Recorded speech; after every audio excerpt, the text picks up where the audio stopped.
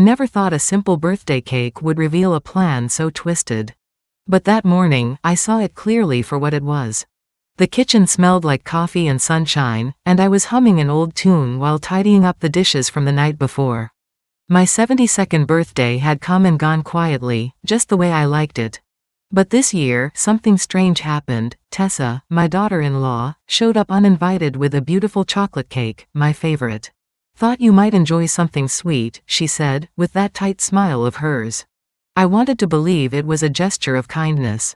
I really did. Maybe we were turning a corner. Maybe, just maybe, she was learning how to be gentle. But the next morning, she came back, unannounced again. I was still in my robe, rinsing out my coffee cup, when she appeared at the door like she owned the place. She didn't even say good morning. Instead, she scanned the room, her eyes landing on the countertop. And then she asked it. "So, you actually ate the cake?" Just like that. No warmth. No curiosity. Just cold, sharp interest. I looked her right in the eye and smiled. "No," I said. "I gave it to your mother. Thought she might enjoy something sweet." Her face drained of color. Not a flinch. A full, pale flush of panic. She tried to recover, muttering something about needing to get to her appointment, but she left so fast she didn't even close the door properly. I stood there, the draft from the open door curling around my ankles, holding my cup midair. Her words were still hanging in the room like a foul smell. "So, you actually ate the cake?" It wasn't a question about cake. It was a test. A trap, maybe. And suddenly, I didn't feel quite so safe. I looked at the cake box, still sitting in the bin. Clean. Untouched. But just under the lid, barely visible, there was a small folded note. I hadn't seen it before. I pulled it out with shaky fingers. 2 words. "In case." That was all it said. In case of what? My stomach turned. I felt the ground shift under my feet. My hands tightened around the cup like it might anchor me. That cake wasn't a gift. It was bait. Or worse, a weapon. And Tessa? She didn't want me happy. She didn't want me well. She wanted me watched, weakened, maybe even removed. I sat down at the kitchen table, the same table where I'd celebrated birthdays, holidays, ordinary Tuesdays. The same table where I'd fed her, laughed with her, trusted her. I looked at the empty space across from me, where my son used to sit. And for the first time, I wondered if he knew. If he was in on it. I didn't cry. I didn't panic. But something inside me shifted. Hardened. If she thought she was dealing with a fragile old woman, she had no idea who she was messing with. I've been underestimated before. But this time? I'd make sure they regretted it. Summary. After Tessa's visit, Marlene reflects on the deeper meaning behind her daughter-in-law's strange question. After Tessa rushed out, I just stood there, alone in my kitchen, with her words echoing through the walls like a stubborn ghost. "So, you actually ate the cake?" I'd heard strange things before. Patronizing comments, backhanded compliments, silent judgments. But never anything like that. That question wasn't concern. It was disbelief, shock, maybe even disappointment. I sat down in my armchair, the one near the window where the sun falls just right in the morning. I held my coffee like it could answer for me, like it might whisper a clue into my hands. Why would she bring me a cake, and then panic when I said I didn't eat it? I ran through the night before, frame by frame, like a film stuck in my mind. The cake had looked perfect. Too perfect. I remembered how Tessa kept insisting I try a slice right then and there. "Just one bite, Marlene, it's your birthday." She almost didn't want to leave until I cut it. But I hadn't felt like sweets, and besides, my sugar's been tricky lately. So I told her I'd save it for later. Then something in me, something old and quiet, told me not to touch it at all. So I wrapped it up and gave it to her mother, who lives just down the block. Seemed harmless enough. I thought I was just being thoughtful. Now, I wasn't so sure. The silence in the house felt heavier than usual. Not lonely, no, heavy, like it was trying to warn me. I looked around at the pictures on the wall. My son in his graduation cap. Me and Harold on our wedding day. My first social work award. Memories of a life I'd lived with my eyes wide open. So why did I let someone like Tessa get so close? I remembered how she started calling more often lately. Offering to drop by and help with errands. Mentioning things like organizing my medicine or reviewing my appointments. And I'd brushed it off because I'm still sharp. I read the paper. I remember dates. I manage my bills better than most people half my age. Still, she'd been acting like she was preparing for something. And I hadn't questioned it, until now. That note in the cake box, those two little words, in case, they scratched at the back of my mind like a pebble in a shoe. What did she expect to happen? I closed my eyes and leaned back. Suddenly I remembered something my late husband Harold once said, right before his first surgery. When people act too nice too suddenly, they're either hiding something, or getting ready to take something. He wasn't wrong. That evening, I wrote it down in my notebook. Tessa, cake incident, September 27th. Her reaction when I said I gave it away. Just a note. Nothing dramatic. Not yet. But I had a feeling it wouldn't be the last entry. And if she really thought she could outsmart me, she hadn't been paying attention. That evening, Marlene recalls a painful contrast, her husband's last birthday, and how Tessa behaved back then. That night, I lay in bed with the lights off, my hands folded over the blanket like I was praying without words. But sleep wouldn't come, not easily, anyway. My mind was playing its own movie, one I didn't ask to watch. It wasn't about the cake. Not really. It was about what the cake pretended to be. Tessa, showing up with smiles and sweet gestures, acting like she cared. Acting like I mattered. And all I could think about was Harold's last birthday. He had just turned 74. His health was already declining, and we knew it might be his last one. I invited everyone. Just a small dinner at home. Our son came, of course.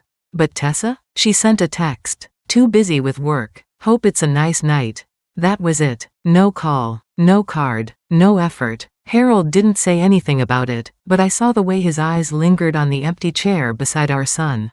I saw how he paused before blowing out his candles, like he was waiting for something, or someone. She never showed. Not even the next day. But now, suddenly, this year, a fancy cake and all the performance of being thoughtful. Something wasn't adding up, and maybe I wouldn't have questioned it if it weren't for the way she watched me. Like I was a science experiment.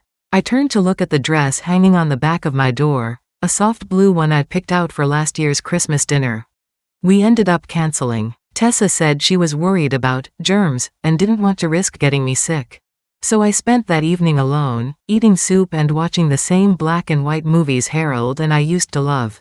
They keep calling it care, these things she does. But what kind of care isolates you? What kind of care hides intentions behind birthday cakes? My heart ached for Harold. Not just because I missed him, but because I knew what he'd say if he were still here. She's managing you, Marlene. Not helping you. There's a difference. He always saw through people. Quieter than me, but sharper. I should have listened to that voice in my head sooner, the one that sounded a lot like his. I got up, pulled my notebook from the drawer, and wrote another line beneath yesterday's entry. Tessa skipped Harold's last birthday. Sudden shift to concern this year. Intentions feel performative. I'm not crazy. I'm not paranoid. I'm just finally watching back. It hurts, yes. But clarity often does. And if this was all some slow-moving plan to push me out of my own life, she was about to learn that this old woman doesn't go quietly. The next morning, I woke up with a heaviness in my chest. Not fear exactly, just that old, familiar feeling I used to get when something wasn't quite right at work. When a child would draw something too dark, or a parent wouldn't meet my eyes. I trusted that feeling then. I've decided to trust it now. So I picked up the phone and dialed Tessa's mother, Marianne. We're not close, just cordial. The kind of relationship where you might exchange cookie recipes but nothing personal. Still, I figured I'd keep it light. Hi Marianne, it's Marlene. I just wanted to thank you again for taking that cake off my hands. You know how I am with sugar these days. She went quiet, for just a beat too long. Then she said, oh, yes, right. About that, Marlene, I didn't eat it. I'm sorry, I didn't want to seem rude, but it had a weird smell. Like alcohol. Almost like rubbing alcohol? I froze. My hand still holding the phone, but my fingers suddenly ice cold. Rubbing alcohol? I asked softly, trying to sound surprised but not shaken. Yes. It was strange. I even had my neighbor come over to smell it. We both agreed it didn't seem right. So I tossed it. I didn't want to take chances. I thanked her and hung up, my voice steady somehow. But inside, everything was moving too fast. She didn't eat it, because it smelled wrong. I looked down at my notebook. Yesterday's scribbles were still there, but they suddenly felt like part of something much bigger. Who brings a cake that smells like rubbing alcohol? Who insists you eat it right there, before leaving? I stood up and walked to the kitchen, where the trash had already been taken out. Too late to inspect anything. Too late to prove a thing. But I didn't need proof, not yet. I needed clarity. I needed to know if my instincts were right, or if I was losing my grip. So I wrote in my notebook again, this time in all caps. Cake smelled like rubbing alcohol, not eaten, Marianne confirmed. I underlined it twice. This wasn't drama. This wasn't paranoia. This was a warning I wasn't supposed to hear. A trap that missed its target. And maybe, just maybe, that's why Tessa looked so rattled when I told her I didn't eat it. She wasn't disappointed. She was panicking. I stood there, in my kitchen, staring out the window at nothing in particular. The sun was shining. Birds were chirping. The world was moving on like normal. But my life? Something in it had shifted forever. And Tessa had no idea I was starting to keep score. 2 days later, I was sitting in my doctor's office, feet dangling slightly off the edge of the examination table like a child. It was a routine checkup, the kind I've done every few months since Harold passed. Just blood pressure, cholesterol, the usual. But this time, I had a different kind of question. Dr. Levin is in her 50s, smart as a whip and not one for small talk. I trust her. She's always taken me seriously, even when others treated me like I was just another forgetful old lady. So I waited until we'd gone through all the regular bits, blood pressure, heart rate, weight, and then I said it as casually as I could. Doctor, can I ask something a little odd? She didn't even flinch. Of course. Hypothetically, I began, if someone accidentally ingested a small amount of something like rubbing alcohol, what would happen? She looked up from her tablet immediately. Her expression didn't change, but I felt her shift into alert mode. Well, she said carefully, it would depend on how much. But it can be extremely dangerous. Even small amounts can cause dizziness, vomiting, confusion, breathing trouble. Why do you ask? I shrugged like it was nothing. Oh, I heard someone mention it at the market. Got me wondering. I didn't drink anything strange, I promise. She studied me for a moment. I could feel it. That instinct doctors have when they know something isn't being said. Then she set her tablet down.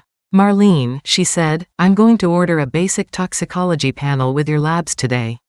Just in case. No harm in checking. I nodded slowly. Okay. And just like that, it was real. It was in a chart. On a record. Something official. That night, I couldn't sleep. Not because I was afraid something would show up in the blood work, but because I was afraid it wouldn't. That I'd look like I was imagining things. That I'd let this pass me by without catching it in time. But deep down, I already knew. Tessa didn't want to help. She wanted control. And I'd narrowly stepped around something meant to take me down a peg, or worse. I stared at the ceiling in the dark, listening to the soft tick of the wall clock. Each second felt heavier than the last. If this was a game, it had officially begun. And I wasn't playing checkers anymore. It was Thursday morning, and the knitting circle met like always in the little room behind the church. We had our usual spread, coffee, cookies, and enough yarn to wrap the entire town twice. I almost didn't go. I didn't feel like chatting. But something in me needed to be around other women who saw me, not as a patient or a problem, but as a person. Nancy was already there, rolling yarn into a tight little ball with her no-nonsense hands. She's 78, widowed like me, and tougher than she looks. Raised 5 kids, buried 2 husbands, and still walks to church every Sunday, rain or shine. She's never been one for gossip. That's why I chose her. When we were alone for a minute in the corner, I leaned in and said, Nancy, can I tell you something odd? She didn't look up, just kept winding that yarn.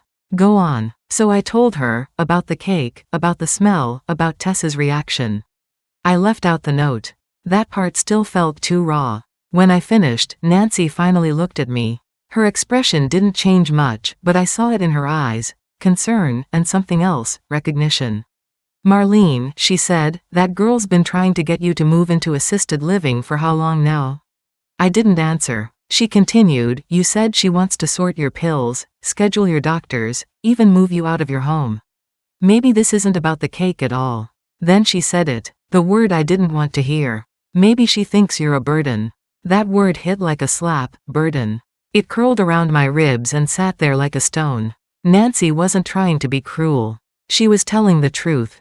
A truth I'd been edging around for months. I thought of all the little comments Tessa had made lately.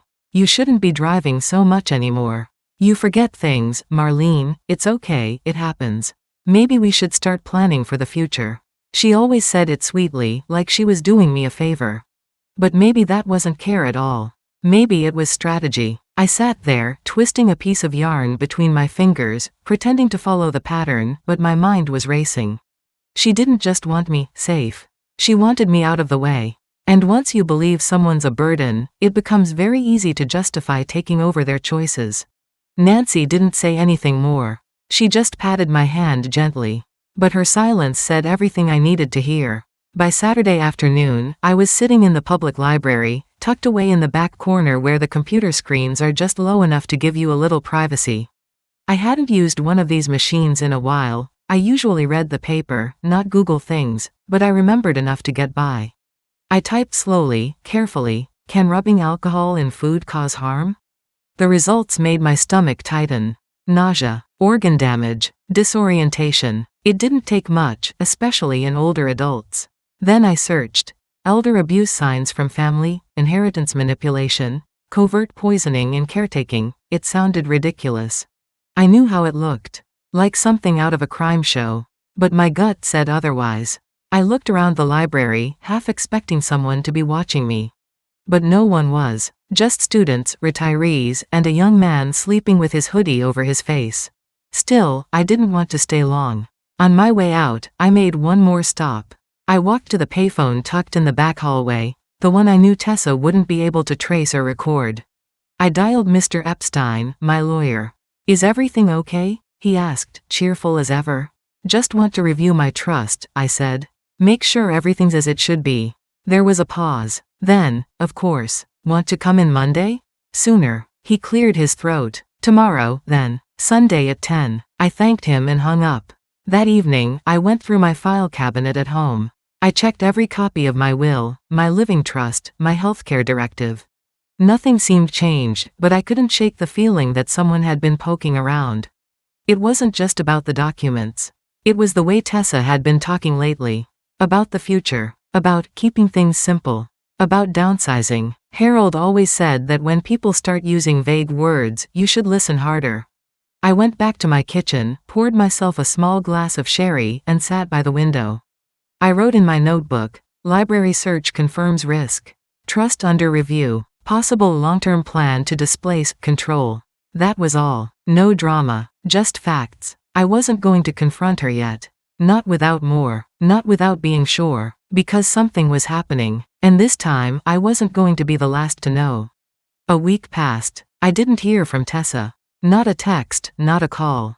And just when I started to think maybe she was backing off, she showed up again.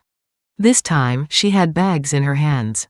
Branded meal kits. Packaged, color-coded, labeled with dates. I got you some doctor-approved meals, she said brightly, stepping over the threshold like she lived there. Low sodium, pre-portioned, everything's labeled. All you have to do is pop them in the microwave. I raised an eyebrow. What doctor? Oh, well, not your doctor. Just a service I use sometimes for the kids.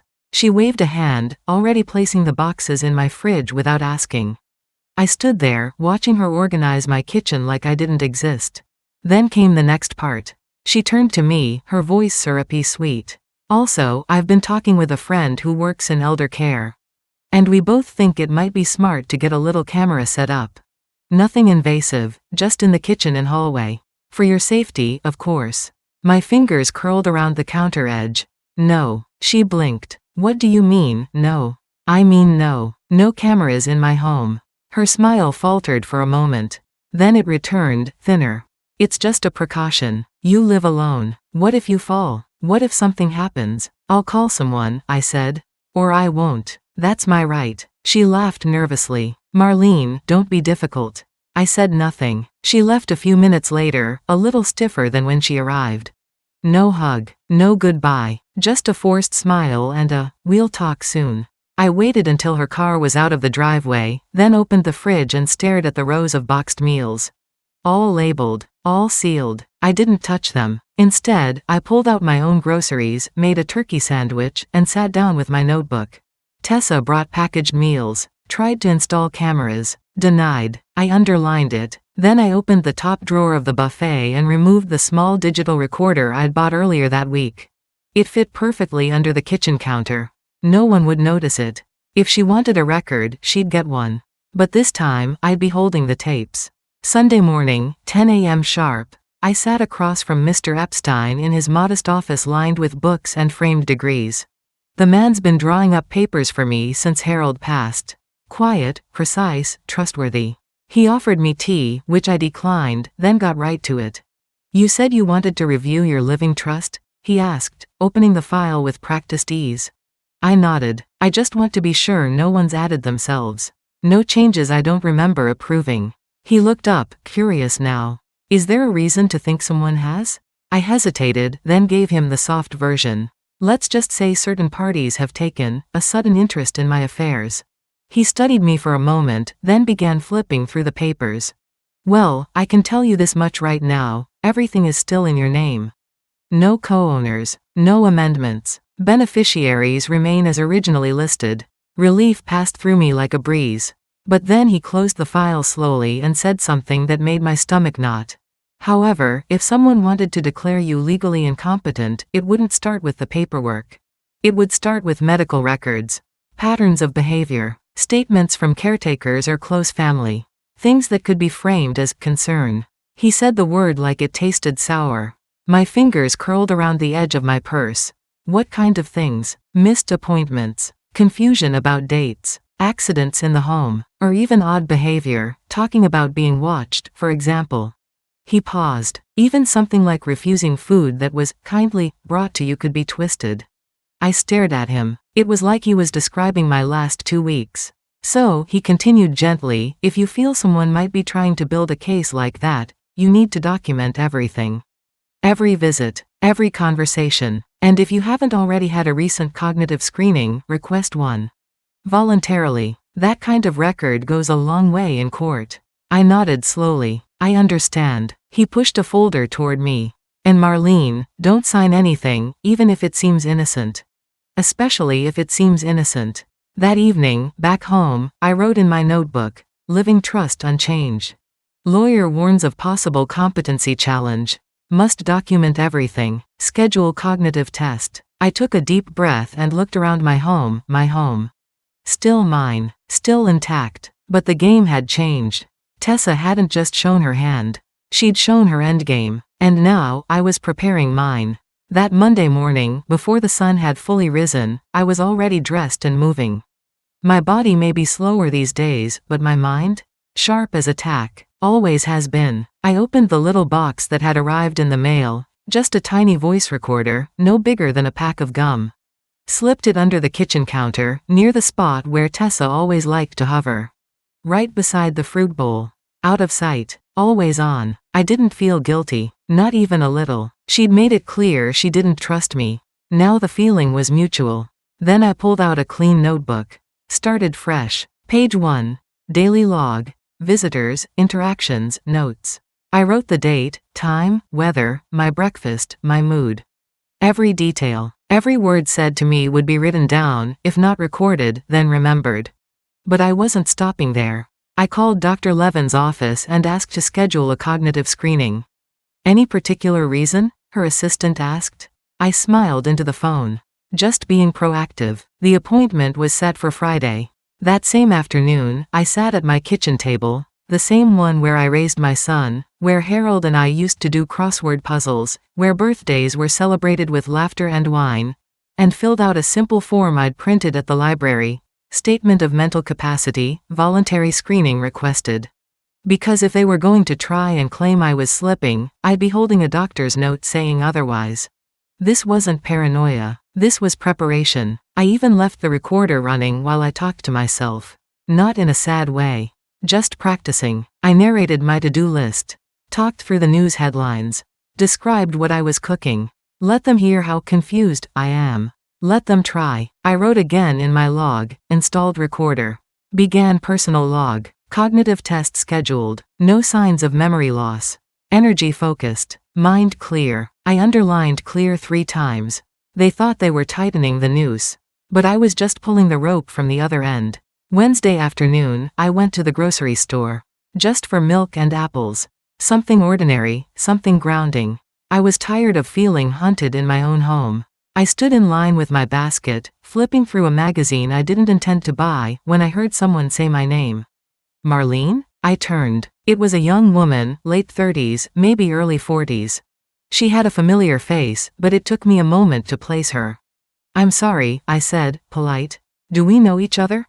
She smiled. Kind of. I went to high school with Tessa. I'm Lori. We met once at your son's birthday party, years ago. I gave a warm smile, practiced and safe. Of course. How are you? We chatted for a minute, nothing heavy, weather, kids, the price of bananas. And then, just as casually, she said, I heard you've been having a rough time lately. Tessa said you've been starting to forget things.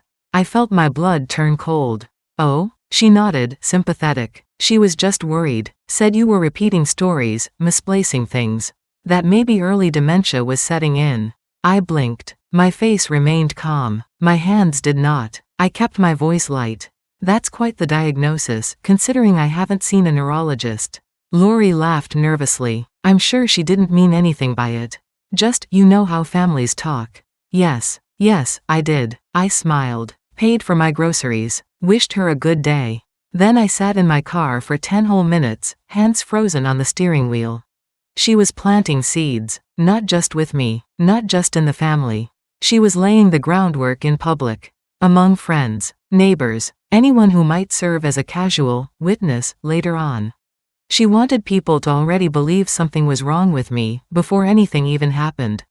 And if she was saying that to a grocery store acquaintance, how long before she said it to a doctor? A lawyer? A judge? Back home, I didn't cry. I didn't scream. I opened my notebook, wrote, Lori, Tessa's friend, says Tessa has told people I'm showing signs of dementia.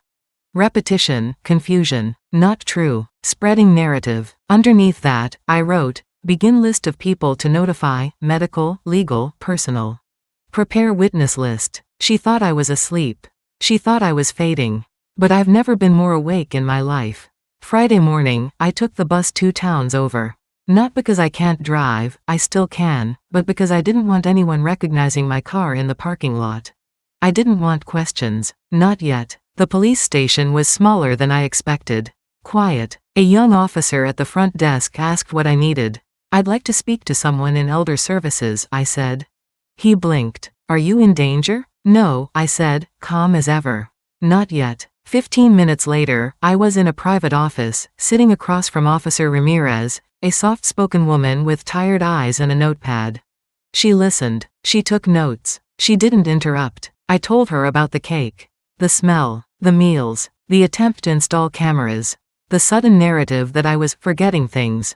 I didn't dramatize. I didn't speculate. I just laid it out. I handed her my notebook. And I mentioned, carefully, that I'd installed a small audio recorder in my kitchen. She raised an eyebrow. It's legal, I said.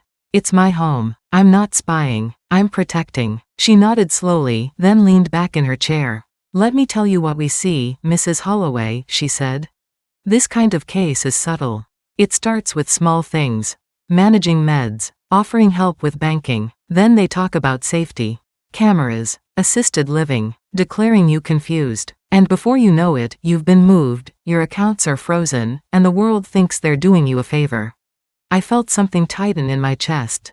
Not fear, recognition. She continued, what you're describing is testing boundaries. She's seeing how far she can push before you push back. You did the right thing coming here. Is there anything I should do differently? I asked. Keep documenting. Keep recording. But don't confront her, not yet. She hasn't broken the law, technically. But if she slips, and she will, we'll be ready.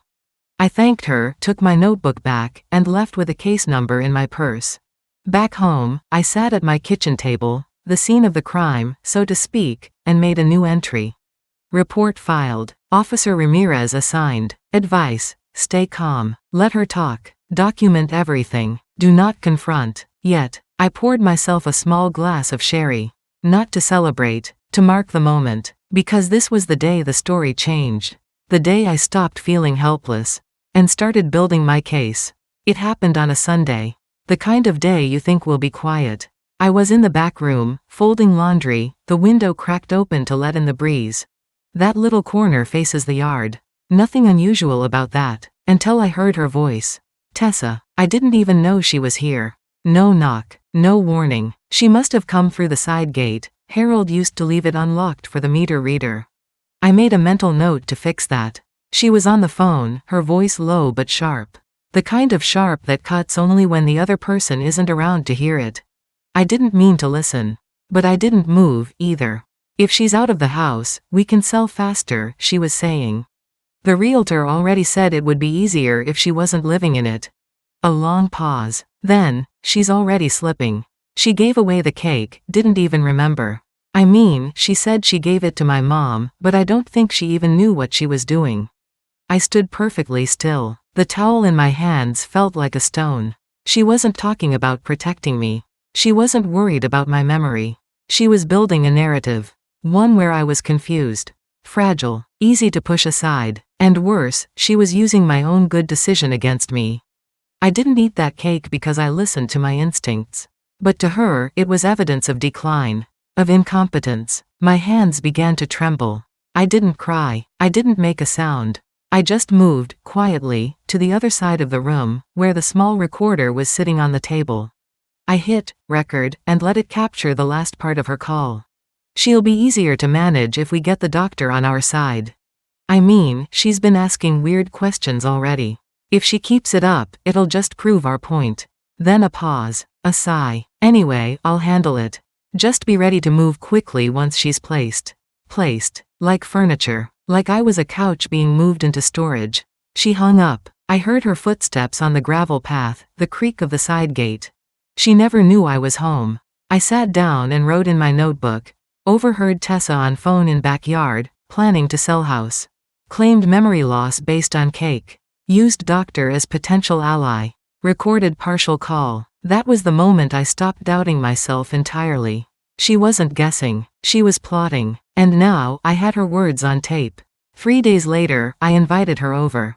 She didn't hesitate. Brought a folder of papers with her, as if she expected a productive little meeting about my future. Maybe she thought I'd finally give in, sign something, surrender something. We sat in the living room. Sunlight through the curtains. My tea tray between us. I poured for both, careful not to shake. You've been coming around more lately, I began. She smiled. Of course. I just want to help, Marlene. You've always been independent, but I think maybe, I know about the phone call, I said, cutting her off gently. She blinked. What phone call? In the backyard. Sunday. You said if I was out of the house, the sale would go faster. Her smile slipped for a second. Then returned, tight and shallow. You must be confused, she said lightly. I was on a private call. Maybe you misheard. I reached into the drawer beside me and pulled out the recorder. Pressed play. She gave away the cake, didn't even remember. Her face froze. Pale. Then flushed. Then hard. You're spying on me? She snapped. No, I said calmly, placing the device on the table between us. I'm protecting myself. There's a difference. She stood, arms crossed. This is paranoid. It's actually a sign, Marlene. You're documenting people, recording conversations, you're not well. I've been trying to help you. I tilted my head. You mean like how you tried to help me with that cake? She didn't answer. Or the meals I never asked for? The cameras? The stories you've been telling people at the grocery store? Still nothing. Her lips were tight now. Her hands clenched. I leaned forward. You seem very concerned about my memory, I said. But here I am, remembering everything. Silence. And in that silence, the mask finally cracked. Her voice was lower when she spoke again.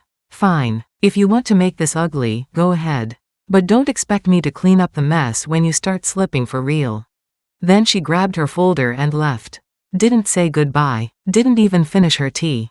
I let the door shut behind her and stood in the stillness.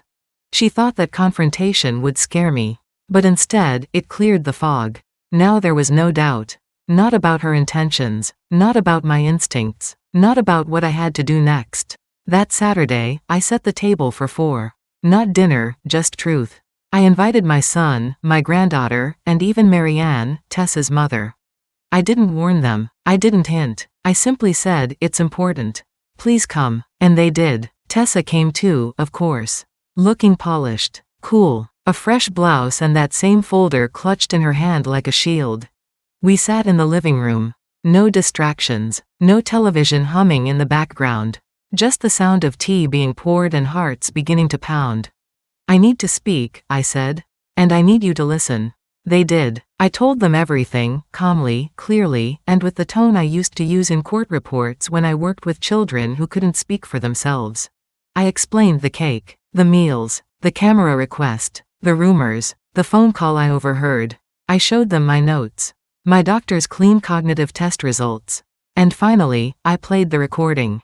The room was silent, not tense, not defensive, silent like a funeral. When the tape ended, Tessa sat motionless. Then she laughed. So now we're all supposed to believe this was some grand conspiracy? No one responded. Marianne looked down at her hands. My son, my boy, finally looked up at me. His eyes were wet. Mom, he said softly. I didn't know. I nodded. But I think maybe you didn't want to know. His face crumpled. Tessa started to speak again, something fast and defensive, but this time, he held up his hand. Enough, he said. I heard it. I heard you. She stood, red-faced, and left without a word. Just the sound of her heels on the hardwood, fading down the hall. The rest of us sat for a long time. Then my granddaughter, only 20 but sharp like her father, leaned over and took my hand. You're not crazy, she whispered. I smiled. I never was. Before they left, I made it clear, I didn't want revenge. I wanted clarity, and control over my own life. And now, finally, I had both. We updated everything. My will, my healthcare proxy, my living trust. Tessa's name? Removed from all decision-making roles. Permanently. I signed each page with steady hands. My son didn't argue. He didn't flinch. When Mr. Epstein asked who would take over if I became unable to manage things myself, I looked at my boy. Only with my written consent, I said. He nodded. Of course. This wasn't about punishment. It was about protection. I still lived in my home. Still ran my own accounts. Still made my own choices. And now? I had it all in writing. As we left, I turned to them and said, Tessa can still visit, but not alone. Not ever again. My granddaughter looked at me, her eyes wide with something like admiration. Grandma, you really handled this. I smiled, but it wasn't pride I felt. It was peace. Finally. Tessa hasn't called since. Not to apologize. Not to rage. Just silence. And honestly, that's fine by me. Sometimes silence is louder than an apology. I walked through my house that evening, touching the backs of chairs, the edge of picture frames, the old brass handle on the linen closet. Everything in its place. Everything still mine. Harold used to say, the strongest walls are built quietly. And this week, I'd built mine. Brick by brick. Paper by paper. I went to the kitchen, poured 1 glass of sherry, and raised it, not in anger, but in honor. To every woman who's ever been told she's imagining things. To every elder who sees the game before anyone else does. To myself. Still standing. Still clear. Still here. The house is quiet now, but not empty. There's a difference. I move through my days with purpose, pruning the roses, calling friends, making soup from scratch again. The sherry glass sits untouched most nights. I don't need it to steady me anymore. Tessa hasn't come around. Not once. Word got out, not because I spread it, but because truth always travels.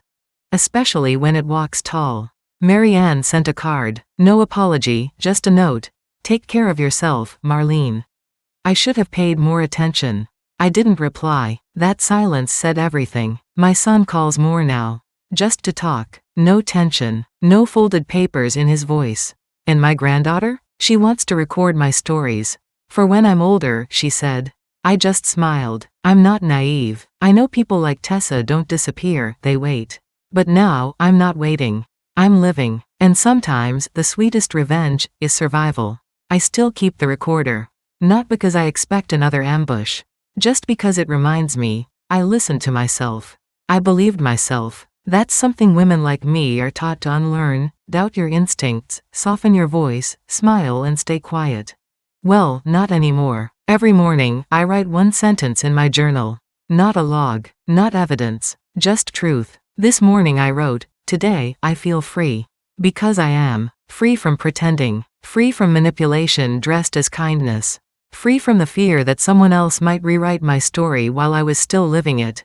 My roses are blooming brighter this season. Funny, isn't it? The more they tried to bury me, the deeper I rooted. And now? I bloom on my own terms.